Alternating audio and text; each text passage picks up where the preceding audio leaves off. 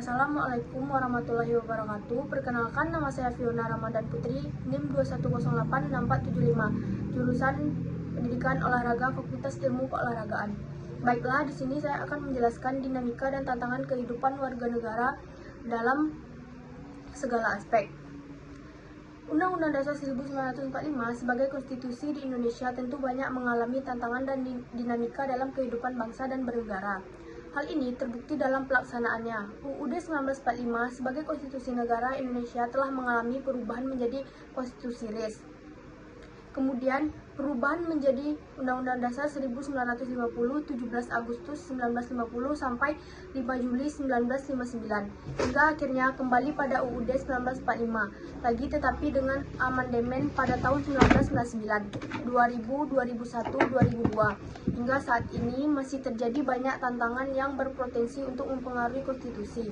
Beberapa contohnya yaitu adanya penolakan terhadap revisi UU KPK, Undang-Undang Pertahanan, Undang-Undang PKS, dan Undang-Undang Permasyarakatan, adanya faktor kepentingan politik kelompok mayoritas terkait dengan beberapa ketentuan untuk mengakomodasikan kepentingan politik mereka juga untuk mampu mempengaruhi konstitusi saat ini. Tantangannya yang mampu mempengaruhi konstitusi saat ini terdiri atas penolakan terhadap revisi Undang-Undang KPK, Undang-Undang Pertahanan, Undang-Undang PKS, dan Undang-Undang Permasyarakatan. Adanya faktor kepentingan politik kelompok mayoritas terkait dengan beberapa ketentuan untuk mengakomodasikan kepentingan politik mereka juga mampu mempengaruhi konstitusi saat ini. Di tengah tantangan terhadap konstitusi, masih tidak sedikit pula pejabat yang korupsi dengan menyalahgunakan uang yang merupakan hak rakyat untuk kepentingan pribadi. Bahkan, dari pihak masyarakat masih banyak pula masyarakat yang tidak ikut serta dalam pemilu. Pihak yudikatif juga tidak luput dalam permasalahan ini,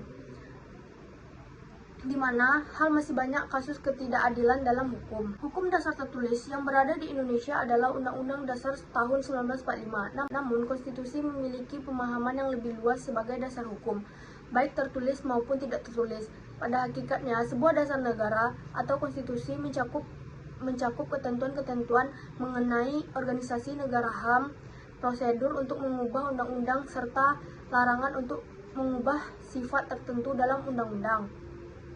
Perkembangan zaman yang kini meleset dengan cepat serta faktor-faktor lain mampu memunculkan tantangan yang mengusik dinamika kehidupan negara saat ini serta mempengaruhi konstitusi. Dinamika perjalanan kehidupan berbangsa dan bernegara dialami oleh konstitusi di Indonesia terdiri atas: yang pertama, Undang-Undang Dasar 1945 sebagai konstitusi negara Indonesia sejak awal merdeka.